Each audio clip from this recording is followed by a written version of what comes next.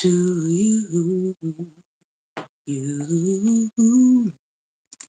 Good morning. Good morning to you. Good morning. Good morning. Won't you share with a friend or two?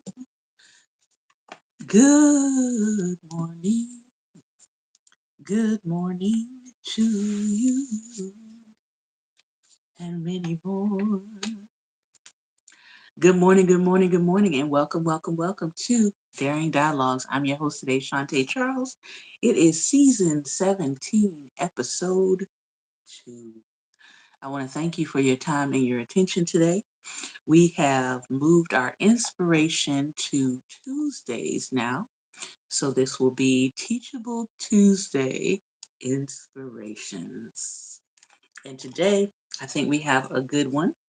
I'm also going to be reading from a little bit from this book called How Art Can Change Your Life. Art has been a part of my life since I was probably somewhere around 8 or 9. I started, I think for me, like my gifts, so to speak, began to be activated after my passing of my grandfather. I remember it distinctly that nobody was really like um, talking to me about gifts or anything of that nature until this particular point. And when I started doing things like singing, I started singing and drawing around the same time. And I don't remember what prompted it for someone to realize or someone to say, like, hey, um, this child can sing. She has a gift. But I do remember the age of 9 being that specific time. And then I also remember it was the age 9 because I was in the 4th grade and I had started doing some drawing. And my teacher noticed. And then my teacher took my artwork to the art teacher at the time of my school. And they decided to notify my mom that they wanted to test me and see if I would be a good fit for the art program at the school. And I remember going in, um, it was like on a Saturday, so it was like not during school time. And I remember going into the school and they gave me several sheets of blank paper. Um, this particular teacher did not allow people to erase. So they gave me paper and they gave me pencils with no erasers. And they put some objects in front of me and they said, we're just going to give you a couple of hours and we want you to draw the things that you see in front of you. So that was kind of like my, I guess you could say, art aptitude test. So after that occurred, what's going on down here? Hold on one second. Give me 1 second. Something's weird going on outside my house. Hold on.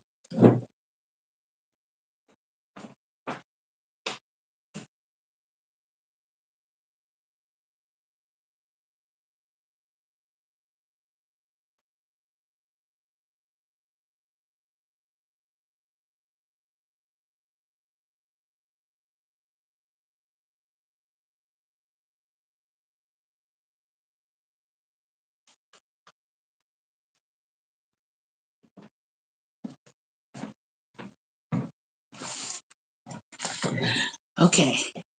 They are cutting down a tree outside. I just saw all of these branches waving back and forth, and I saw a rope, and I was like, "What is going on?" But they're doing some tree trimming outside, and I'm hoping that they do not touch my tree. That's a whole other thing. So if I see them touching my tree, y'all, I'm warning y'all. I might have to hop up and run and go down and tell them to not touch our tree. They're not supposed to touch it. All right. So back to what I was saying. So I went to um, get this art exam done. And when I came out of the art exam, maybe a couple of days later, they told my mom that they wanted to put me into the school's magnet program for art. And so that was the start of um, the magnet arts program for me. That was the start of it. So when we get into this book today about how art can change your life, for me, it was life changing because somebody saw a gift in me, somebody pointed it out, recommended me, and then that started me on the journey of becoming a lifelong artist, leading to being a professionally trained artist, leading to being a working artist. So I have been working in the arts as far as visual arts since I was 9 years old. And this month, I'm going to be 4'8". So that's almost 40 years of working in the arts. So I'm excited about that. But today we're going to start with meditations for Black women. And again, these readings can be applied not just to Black women, but definitely for Black women. Today's topic is unlock your greatness. Unlock your greatness. Wilma Rudolph, world record holding Olympic track and field champion, says this: never underestimate the power of dreams and the influence of the human spirit. We are all the same in this notion. The potential for greatness lives within each of us. Meditation. Greatness lives within me, and I have the power to release it. Reflection. Never underestimate the power of your dreams and the ability to pursue those dreams. Greatness is not just a state of being, it's who you are. The power to reach your highest potential does live within you. You just must believe you can access it. After all, you do have that power. As a Black woman, you may have been discouraged most of your life to not chase after your wildest dreams. That's because society tends to impose its limited beliefs on us. Shake it off. What others think about your potential is none of your business. You must stay focused on all that you want to achieve. Unlocking your greatness or highest capabilities to reach your goals starts with your mind. Clear out any negative thoughts, feelings, and beliefs you may have about yourself. This can be done through meditation or positive affirmations combined with deep breathing. Next, brainstorm how you can reach your desired goal. Make it realistic. It's important that you have small, attainable goals as you work toward your big accomplishment. Then keeping track of all your wins to stay motivated. You will see that in no time you will reach your desired goals, unlocking your greatness. Now, I will say that everybody's pathway sometimes is not that clear and not that direct.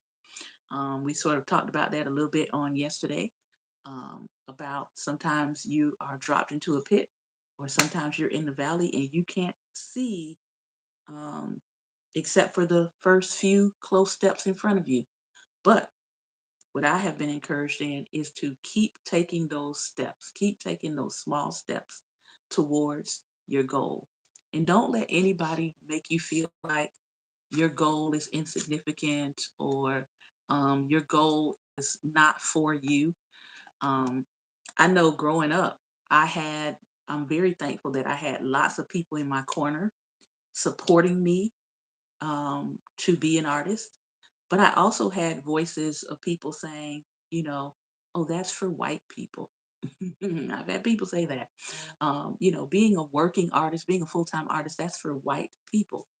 I've even had some people say art is for wealthy people, because a lot of the programs that I was in growing up, you had to have money to participate in these programs. They were not cheap. You had to go on field trips and trips to museums and all of these other things, trips to different cities to go look at different things. And a lot of times, my mom either didn't have the money or she was, you know, joining together with my relatives who would put some money together, pool some money together. Most of the time, it was my aunt who is still in my life today. Most of the time, she would help put the bill for some of the more expensive things surrounding art. And so for me, I knew, because I knew the cost of participating in some of these things, I was very thankful and I was very grateful for the things that I did get a chance to participate in. Like, I didn't take that for granted, that the people in my family believed in me, believed enough in me to help me to support my goals and to help me to support my gifts. And so sometimes, as you're looking at what it is that you want to do, you do have to count up the costs. You do have to figure out, okay, I'm unlocking this thing inside of myself. What's it going to cost? What's it going to take to keep going? I had educators that pushed me, that pushed my gift. And then I also had educators that said, I don't like Black people, and therefore I'm not going to push your gift and I'm not going to support anything that you're doing because I don't like Black people.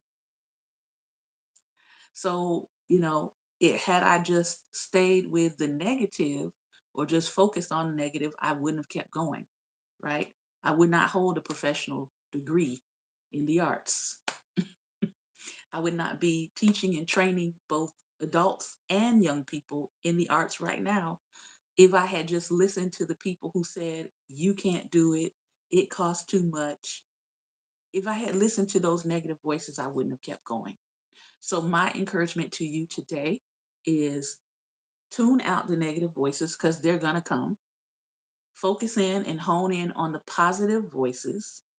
You know what you're called to do, you know what you have belief in yourself to do. Focus in on the voices that resonate with what you know you're supposed to be doing. Taking action. What do you feel is great about yourself? Reflect on this question and how these great things can help you reach your goals. Mm, mm, mm, mm. All right, let's go to our next book here, How Art Can Change Your Life.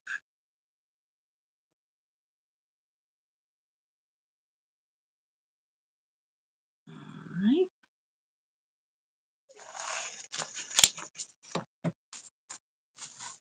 I really like this book. I don't know if we will read all of it, but I do want to read the introduction to it.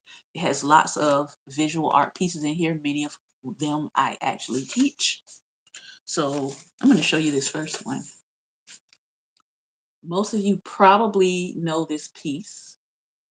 It's a very, very famous piece, and a lot of people recreate it all the time. Some people might feel like this on today. They might feel like this on a Tuesday. But this is called The Scream by Edward Munch. Introduction. Visual art can communicate with us in ways that words alone cannot. It can be enlightening, uplifting, challenging, informative, arresting, and amusing.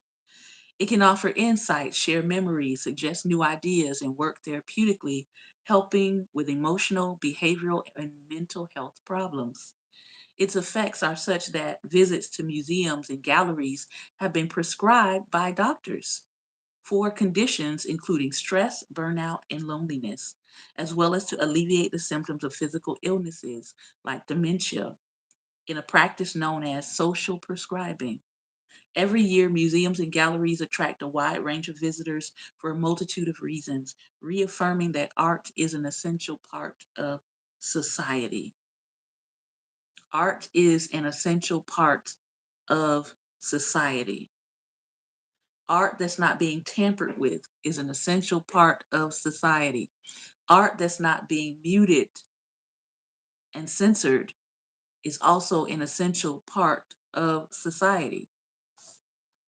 I had the pleasure a couple weeks ago of going to a art museum here in town that is actually making a free visit available to people who have been furloughed through this government shutdown. I think it's a great idea that, hey, you got some time on your hands, go to the museum and wrap yourself and surround yourself in some art. Art and emotion. Far more than just visual stimulation, art has the power to heal, to give hope, change or reestablish beliefs and attitudes, facilitate introspection, which we're going to do in a moment, and remind us of values that we may have forgotten. Reflecting society, art often shows us new perspectives, expressing realities and difficulties within our communities. It can provide fresh ideas and insights, and frequently draws attention to what may have become overlooked and invisible. From early in its history, psychology, or the science of mind and behavior that began in the late 19th century, recognized art as an important means of expressing, channeling, and exploring feelings, attitudes, and behavior. For centuries, artists themselves have understood the healing powers of art, and many have used it to help them cope with personal challenges. During the last couple of centuries, artists have spoken about this more.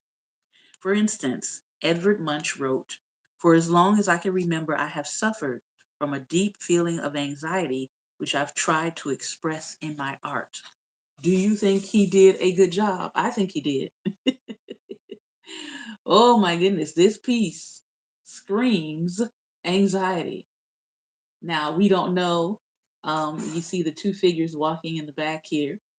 We don't know if this person has encountered those two figures or not.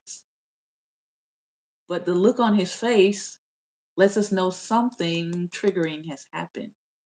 Edward Munch's use of color, the bright red sky, in contrast to the cool blue below it, can bring a sense of anxiety.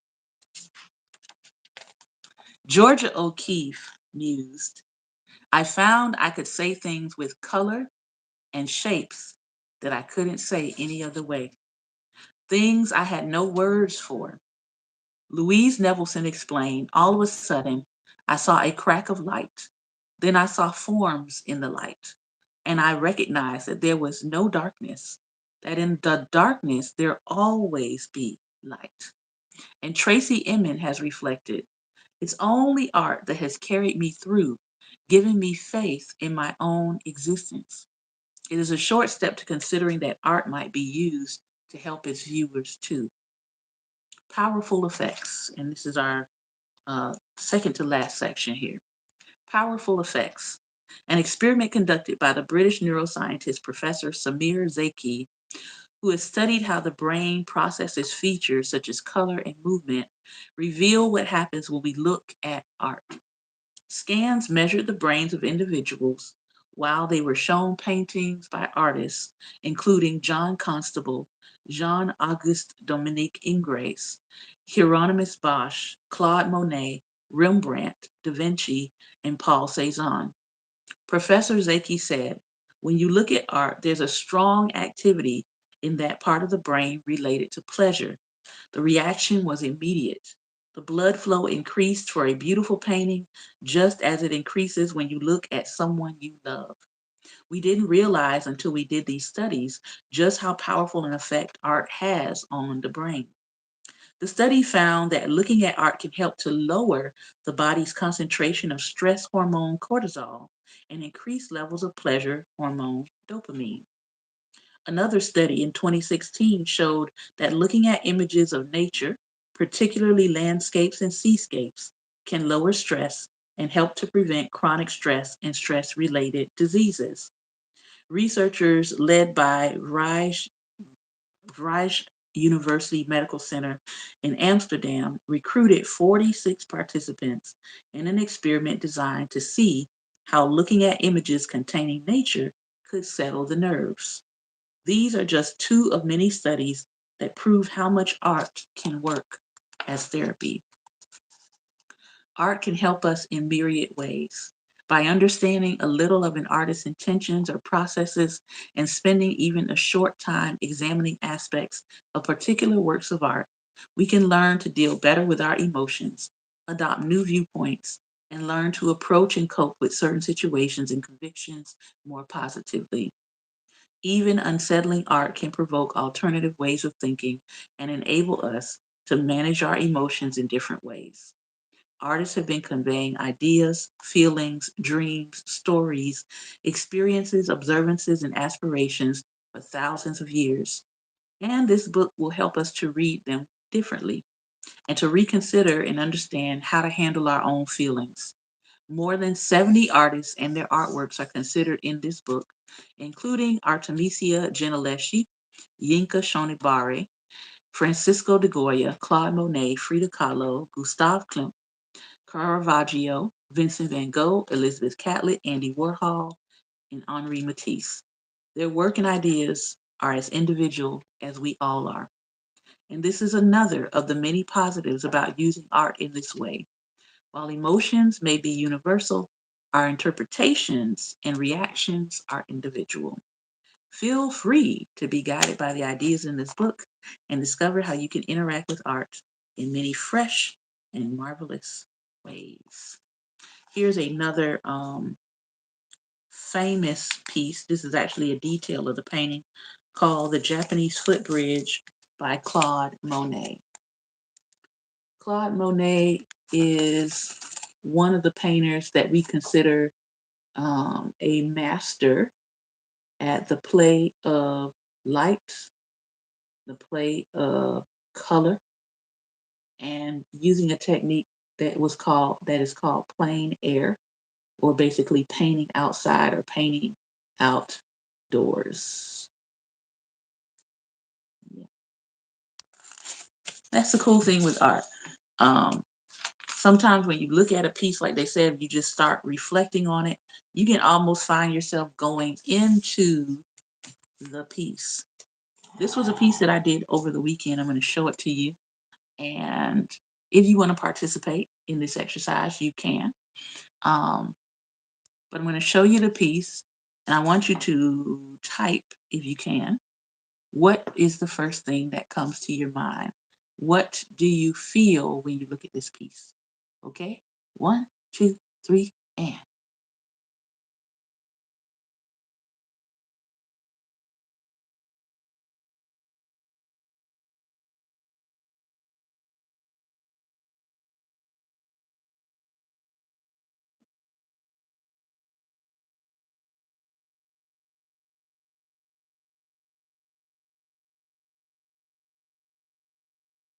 And I'm going to bring it down.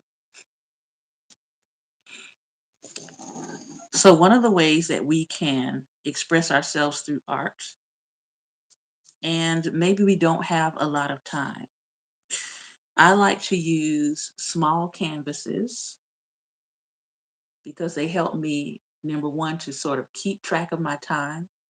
And number two, I like to work on with small surfaces. So I think this is like a 3 by 5, but I also like to do pieces that are 1 by 1, smaller than this. As I was working on this piece, I was thinking about my ancestors, and I was thinking about the hand that my ancestors have played in my life. And I was thinking about um, the texture in the background sort of represents my ancestors that have come before me. And then you see that texture being repeated in the center of the hand, kind of representing the fact that I am because they were, and the fact that they are within me through my DNA, through my genetics. So I'm carrying with me those who have come before me. Um, all of the different textures and different shapes represent events in my life. And they also represent these dots here where you see the black that's coming around and coming around to the other side. That represents the pathways for my life. It represents the lessons that I've learned. It represents the things that I've been taught and things that I've been shown that are guiding my life even now. And then I've got some hearts here situated there. Those hearts represent the love that came from both of my parents that connected and made me and brought me into this plane of existence.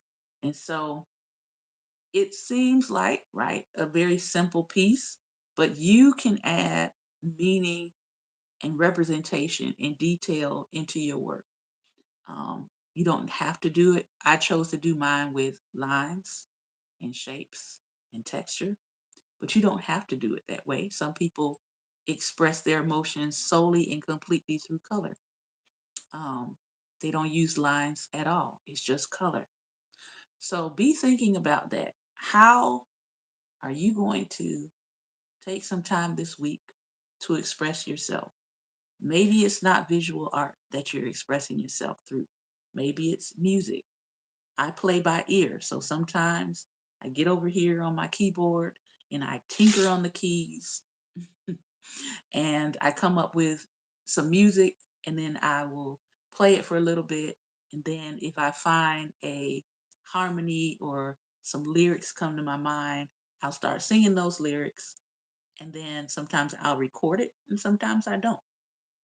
Um, that's the other good thing about art is if you're not in any kind of formal class for it, right? You can explore how you want to move and present your art. You can explore um, different things with your art and not really be boxed in. So if I were teaching a class, I might start out by teaching on color, right? Color theory, and then I might teach about textures, creating textures with line. I would teach on the elements and principles of art, and then we would do some drawing. We would do some sketching. We would do some activities with playing with line, and then we would introduce paint, and then we would talk about paint, its qualities, its mediums, how to mix, how to add, how to take away, how to make corrections, and then we would work on a miniature piece. Um, so yeah, I hope that I have said something today that was interesting, that was helpful, that was inspiring. I hope that you are inspired to make something this week. If you are a culinary artist, maybe you want to try out something new in terms of cooking. Maybe there's a spice or something you want to try. Like I said, if you're a musician, you're a singer, you are someone who plays an instrument, think about what is it that you want to create this week. Try to create something this week. Try to involve your artistic self. And I'll never forget, I was reading this book. I don't know if I have it here or not. I don't think I did. I might have it in storage. But it's a book by Erwin McManus. Let me see if I can pull it up on my search engine. If you are wondering about what you have to offer, right? You've been struggling with that. I highly recommend this book. I really love this book. Um, it's a beautiful book. It's called The Artisan Soul. Can you all see that? Try to get the reflection away. It's called The Artisan Soul. Crafting your life into a work of art. And his premise is if you have a soul, you are an artist. It's on sale right now in thrift books for just $7. The original price of it is $24.99. But it's a very, very powerful book. As somebody who's been doing art all of my life, pretty much, I found it to be very helpful and very inspiring um, for him to dive into art in that way. And the quote is, if you have a soul, you are an artist. It's just a matter of finding the art that needs to come out of your soul. I believe that. I believe if you have a soul, you are an artist. So if you've never considered that about yourself and you're like, I'm not really a very artistic person, I'm not really artsy fartsy. If you have a soul, you are an artist. You just have to figure out what is the artistry that your soul wants to get out of you. hmm hmm All right. I am going to open it up for a few minutes here. Pastor Ben, I've got about 5, 6 minutes here. Um, so let me send you the invite.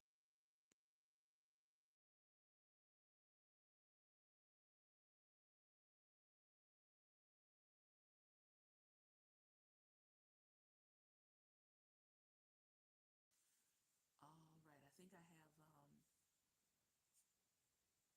I think I have sent the link.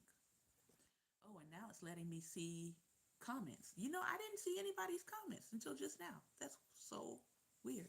Okay. Hello, Twilight Tapestries. Hello, Divine Mule. All right. Hello, Lexi Butler. Good afternoon. The book that I showed you was by Erwin McManus. I'll bring it back up here. I think I still have it. Yeah, here's the book. Erwin McManus. It's called The Artisan, Artisan, The Artisan Soul.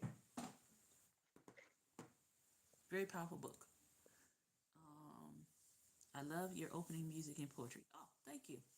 Appreciate it. Um, that Good Morning song was given to me about 7 years ago, something like that. And I was just like, I would like a song to greet people as they come in. And that song was given to me in one of my times of meditation. All right, Pastor Ben, I saw the ad, but I don't. I can see you, but I can't hear you. And I can hear you, but I can't see you. This is wow. Okay. I can You can go ahead. Hopefully the camera will do what it needs to do in the post production. You still there? I can't hear you at all right now. okay, I can barely hear you. All right, go ahead. I have my volume That's all much the better. way up. That's much better. Okay. Art. I think when most people think of art, they think of drawing Mm-hmm. and painting pictures. Mm-hmm. But there's not much that you can see or do that does not involve art. Exactly. Mm-hmm. Yep. I mean, everything from cooking Mm-hmm. to designing a house to decorating a house, Mm-hmm.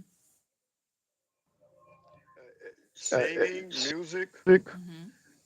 If you have a soul, you You have have some some type of type of imagination, imagination, Mm-hmm. which which is is art. art. Mm-hmm. Everything, Everything comes out of a dream or an imagination. The literary arts, that's really what it's called. So if you're a writer, if you're a poet, that's also included.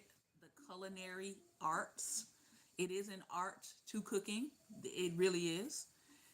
Some of us, Hmm. some of us are proficient, right?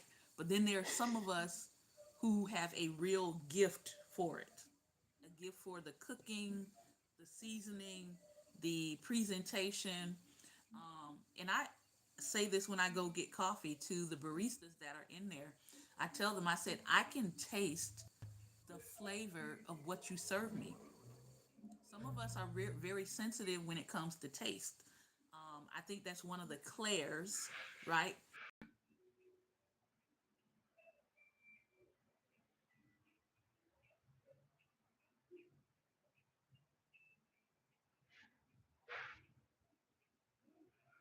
Talking about, put in the comments, yes, I understand that.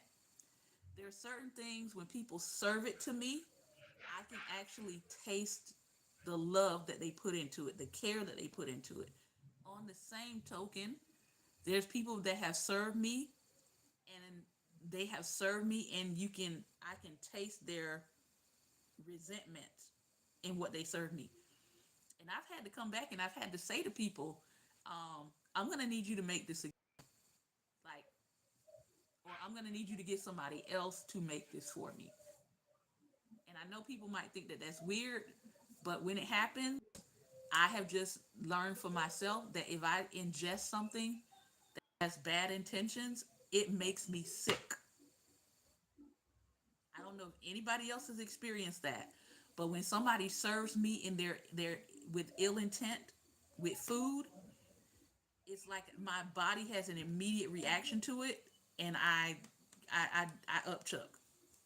So for me, it is very important that whoever is serving me food, that they serve it with good intent. Um, yeah, that's the only way I can express it. But I'm very sensitive to taste. Hmm. Yeah. I have a sister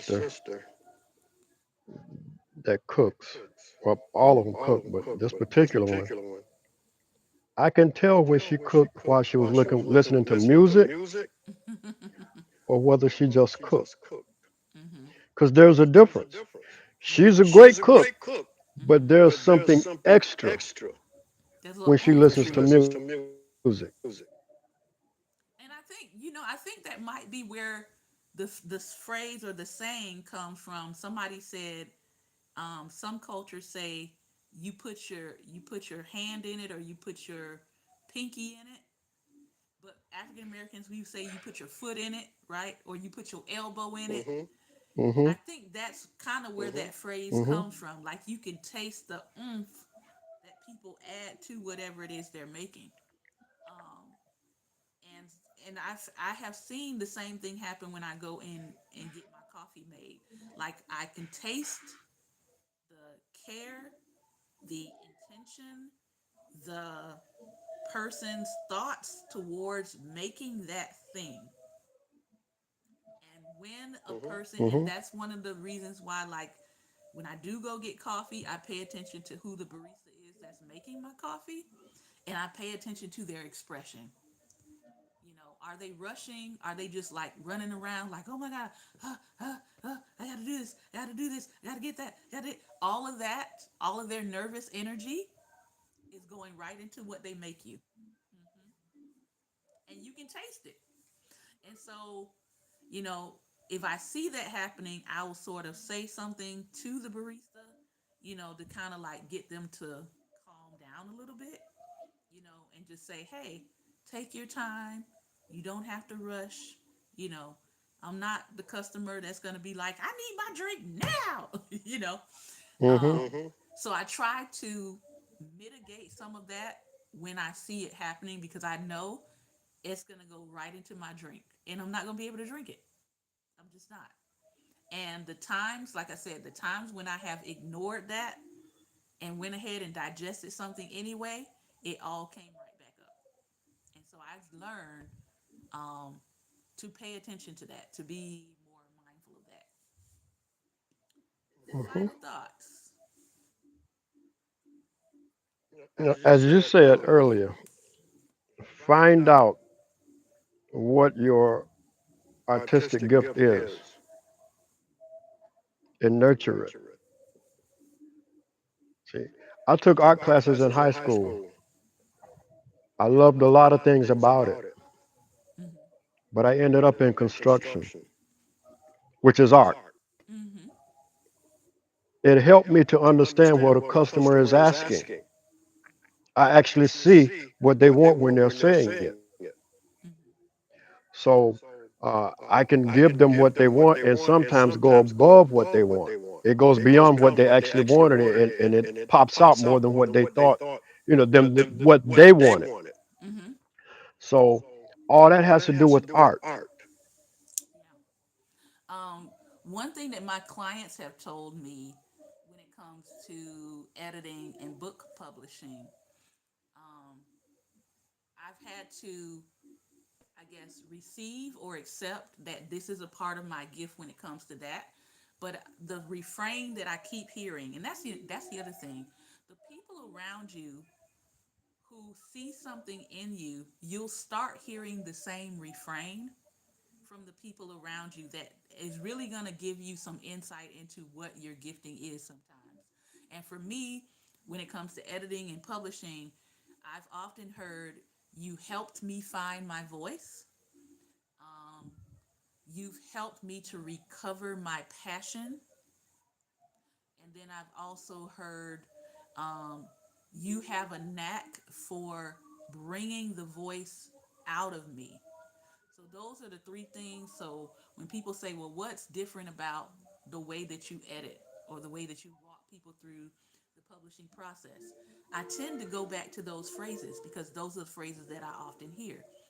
Helping people to find their voice, helping people to recover their passion, helping people's voice in their writing to even be increased or be stronger. Or maybe they didn't know what their artistic voice was when it comes to writing, but now they know what that voice is.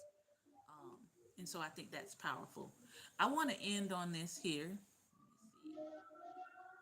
Where did it go? Uh-oh. I think it disappeared. Let me see if I can bring it back up.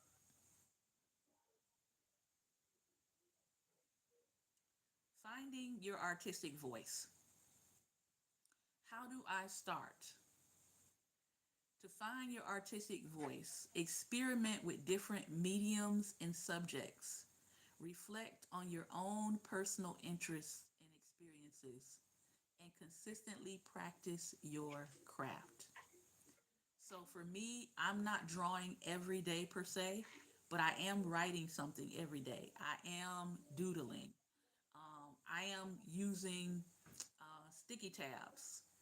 I'll show you some that I use that have been quite helpful.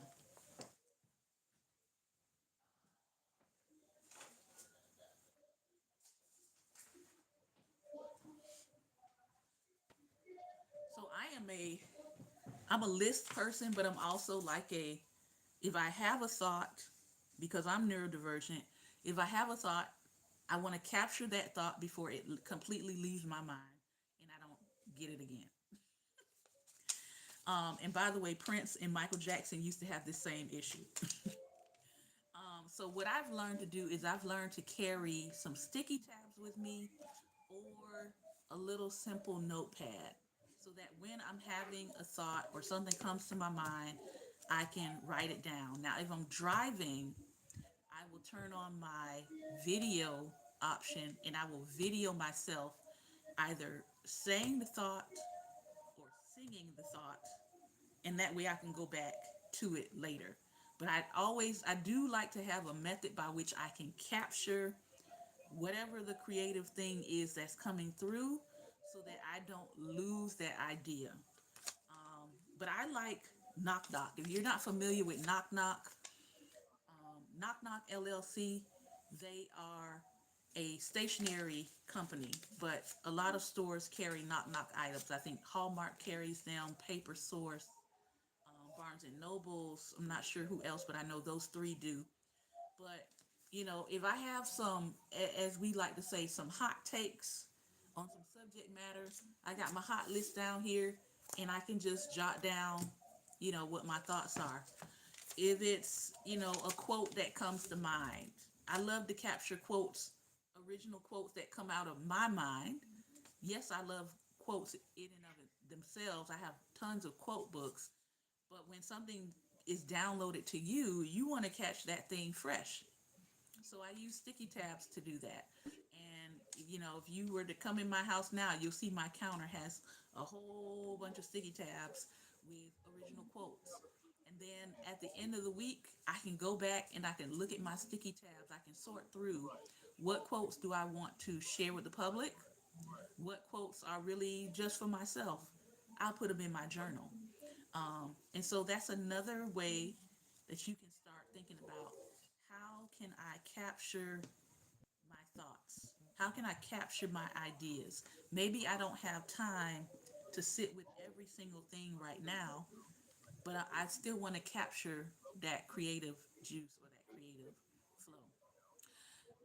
Your voice will develop through intentional practice, self reflection, and by repeating elements that you are drawn to. Think about it. Are you drawn to certain symbols? Some people are drawn to butterflies. Some people are drawn to bees. Some people are drawn to leaves. Some people are drawn to keys. Didn't mean to rhyme, right? Are you drawn to specific colors? Are you drawn to specific patterns or themes?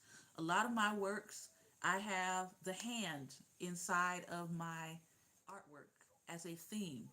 Um, I don't, I haven't necessarily figured out all the reasons why, but I do recognize that I use the symbol of the hand a lot when it comes to my artwork. So, final suggestion here is don't be afraid to be imperfect in this process. Remember, this is a lifelong process of drawing out creativity from your soul. The process is the growth. The process is the destination. The journey is the destination.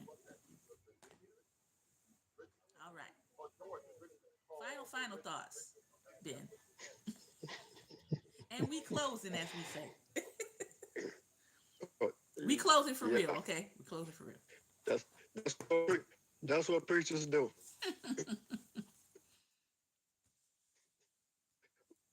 Final thought.